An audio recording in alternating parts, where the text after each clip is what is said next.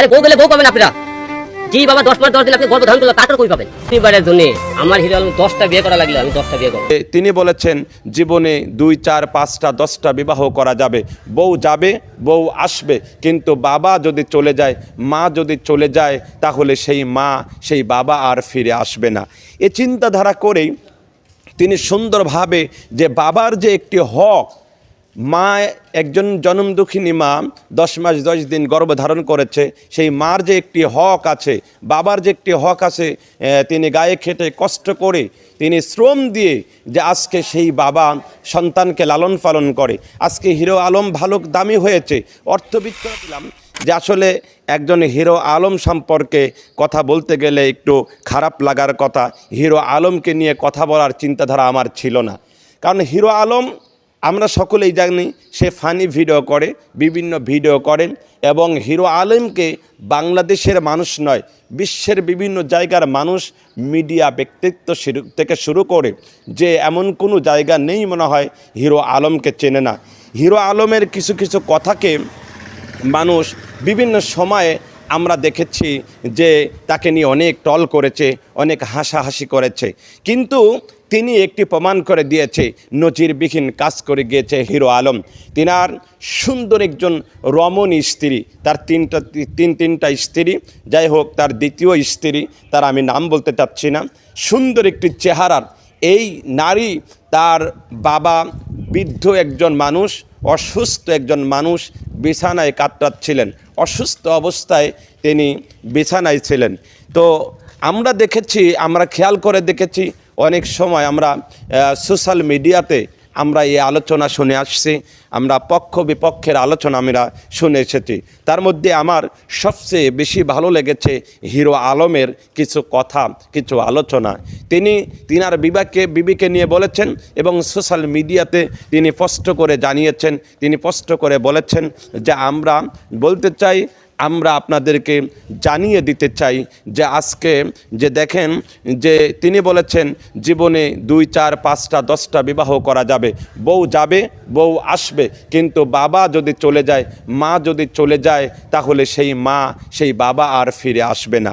এ চিন্তাধারা করেই তিনি সুন্দরভাবে যে বাবার যে একটি হক, মা একজন জনম দুঃখিনী মা 10 মাস 10 দিন গর্ভধারণ করেছে, সেই মার যে একটি হক আছে, বাবার যে একটি হক আছে, তিনি গায়ে খেটে কষ্ট করে তিনি শ্রম দিয়ে যে আজকে সেই বাবা সন্তানকে লালন পালন করে। আজকে হিরো আলম ভালো দামি হয়েছে, অর্থবিত্তর মালিক হয়েছে। আজকে তার সম্পর্কে তিনি যখন বলেছে আমার বাবার খেদমত করতে হবে, আমার বাবার পাশে দাঁড়াতে হবে, আমার বাবার বিভিন্ন সময়ে বিভিন্ন সহযোগিতা করতে হবে, হিরো আলমের স্ত্রী তিনি না স্বীকার গিয়েছেন এবং তিনি পছন্দ করেন নাই। আমার একটি প্রশ্ন, যদি হিরো আলমের জায়গায় যদি হিরো আলমের স্ত্রী যদি জানতো যে তার মা অসুস্থ কিংবা তার বাবা অসুস্থ, সেখানে কি তার মার খেদমত করতেন না? তার মা যদি হিরো আলমের স্ত্রী এবং বাংলাদেশের যত নারী কুল আছে সকল নারী যদি জানতো যে মা অসুস্থ, তাহলে কি তার মাকে কি দূরে ফেলে দিত, ডাস্টবিনে ফেলে দিত, মাকে কি কষ্ট দিত, মার কি চিকিৎসা করতো না এবং মার পাশে কি দাঁড়াতো না?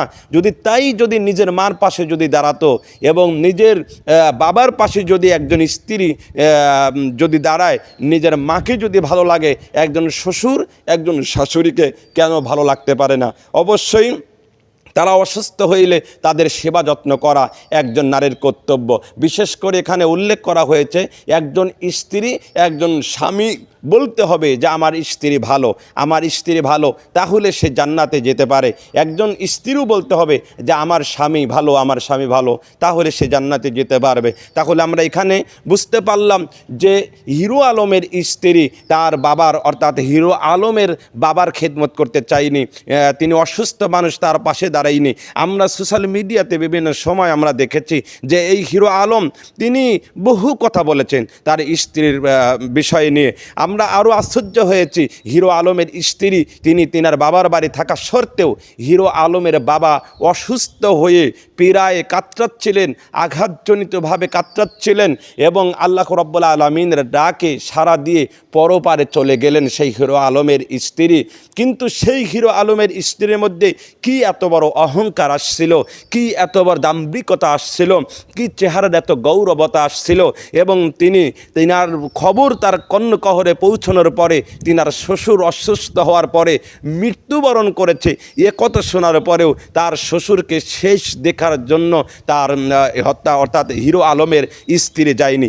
আমরা দেখেছি সোশ্যাল মিডিয়াতে আরও আলোচনা উঠে এসেছে, তারা প্রশ্ন করেছে যে আপনি জানলেন যে আপনার শ্বশুর অসুস্থ হয়েছে, আপনার শ্বশুর মৃত্যুবরণ করেছে, আপনার শ্বশুরের শেষ দাফন কাফন হবে 3 টুকরা কাপড় দিয়ে তাকে জানাজা করে অন্ধকার গহীন কবরে দেওয়া হবে, কিন্তু আপনি কেন তাকে জানাজার শেষ গোসল করানো এবং শেষ দাফন কাফনে আপনি কেন গেলেন না? তিনি বলেছিলেন যাকে নিয়ে আমার সম্পর্ক সেই যদি আমার না হয় আমি যাব কার জন্য? আসলে সম্পর্ক তৈরি করতে গেলে সম্পর্ক দিতে হয়, ভালোবাসা নিতে হলে ভালোবাসা দিতে হয়। এবং অনেক সময় ভালো কেউ যদি নাও বাসে, বারবার ভালোবাসা দিন, অবশ্যই ভালোবাসা পাওয়া যায়। আজকে যদি হিরো আলমের যত দুঃখ থাক, যত কষ্ট থাক, যত আঘাত থাক, তার বাবা যখন মৃত্যুবরণ করেছে শেষ দেখা যদি হিরো আলমের স্ত্রী যদি শেষ দেখা যদি দেখতে যেত, আমার একটা বিশ্বাস তাহলে তার স্ত্রীকে সে গ্রহণ করত এবং তাকে পছন্দ করত এবং ভুল বুঝে এবং তারা মিলেমিশে একত্রিত হয়ে চলত। আমার একটি বিশ্বাস এরপরে যদি হিরো আলম তার বাবাকে দেখতে যায়নি তার ওই স্ত্রী এবং শেষ সময়ও তারা পাশে ছিল না, আমার একটি বিশ্বাস হিরো আলম আর কোনোদিন তাকে গ্রহণ করতে পারে না। যে স্ত্রী শেষ সময়ে, দুঃখের সময়ে, কষ্টের সময়ে যে স্ত্রীকে পাশে পাওয়া যায় না, সেই স্ত্রীকে সুখের সময় পাশে পেয়ে কোনো লাভ নেই। আসলে সুখের সময়ের চেয়ে দুঃখের সময়ে যে কোনো মানুষ যখন পাশে থাকে তখন তার ভালো লাগে, শান্তি লাগে, তৃপ্তি হয়। তার স্ত্রীর উপরে রাগ হয়েছে, গুসা হয়েছে হিরো আলমের। সে যদি তার স্বামীর পাশে দাঁড়াতেন এবং তার বাবা চলে গিয়েছে শেষ বিদায়ের লগ্নেও যদি দাঁড়াতেন যে আমার ভুল হয়েছে, আমাকে ক্ষমা করে দেন, আমি শেষ দেখা দেখতে এসেছি, আল্লাহ রাব্বুল আলামিন ডাক দিয়েছেন তাই বাবা চলে গিয়েছে, তো আমার সকল গোসাকে সকল কিছুকে ক্ষমা করে দেন। আসলে সকল স্বামী মনে হয় স্ত্রীদের ক্ষমা করে দিত। এই জন্য হিরো আলমকে আমি থ্যাঙ্কস বানাই, আমি ধন্যবাদ জানাই। সে যে একটা সুন্দর একটি কথা বলেছেন যে পৃথিবীতে স্ত্রী যাবে আসবে, 10টা বিবাহ করা যাবে, কিন্তু বাবা চলে গেলে, মা চলে গেলে আর আসবে না। এই জন্য তিনাকে তালাক দেওয়ার কথা বলেছেন, আউট করে দেওয়ার কথা বলেছেন। এটাও ইব্রাহিম আলাইসাল্লাম, ইসমাইল আলাইসাল্লামকেও এই কথাটা কিন্তু বলেছিলেন। আমরা হাদিসে বহু পড়েছি যে চৌকাত বদলানো নিয়ে অনেক কথা হয়েছিল। এই জন্য যদি স্ত্রী যদি খারাপ হয় এবং নামাজি দিনদার পরেহেজগার যদি না হয় এবং স্বামীর অসহায়ের পাশে যদি স্ত্রী না দাঁড়ায় এবং পিতা মাতা দরিদ্রদের পাশে যদি একজন স্ত্রী না দাঁড়ায় এবং দূর সময়ে যদি একজন স্ত্রী যদি না দাঁড়ায়, তাহলে বুঝতে হবে তার সুসময়ে এমন মানুষের প্রয়োজন নাই, এমন কাছের মানুষের প্রয়োজন নাই। আমরা সুখের বন্ধু চাই না, আমরা সুখ দুঃখ সকল বন্ধু আমরা চাই। এই জন্য আসুন আমরা সকলেই একত্রিত হয়ে কোরআন হাদিস অনুযায়ী পিতা মাতার খেদমত করি, পিতা মাতার হক আদায় করি এবং সমস্ত স্ত্রীর যে সম্মান এবং স্বামীর যে সম্মান, শ্বশুর শাশুড়ির যে সম্মান ইজ্জত এবং যেখানে যে দায়িত্বের যার যে সম্মান ইজ্জত আছে সেগুলো বাড়িয়ে দেওয়ার চেষ্টা করি ইনশাআল্লাহ। আমরা এখানে প্রমাণিত করলাম, এটাই প্রমাণ হলো যে আমরা অবশ্যই পিতা মাতা আত্মীয় স্বজনকে নিয়ে কাঁধে কাঁধ মিলে চলবো, একত্রিত হয়ে চলবো, সুখের বন্ধু না হয়ে দুঃখের বন্ধু হয়ে আমরা চলবো ইনশাআল্লাহ। আল্লাহ তাআলা সেই তৌফিক যেন দান করে, আমিন।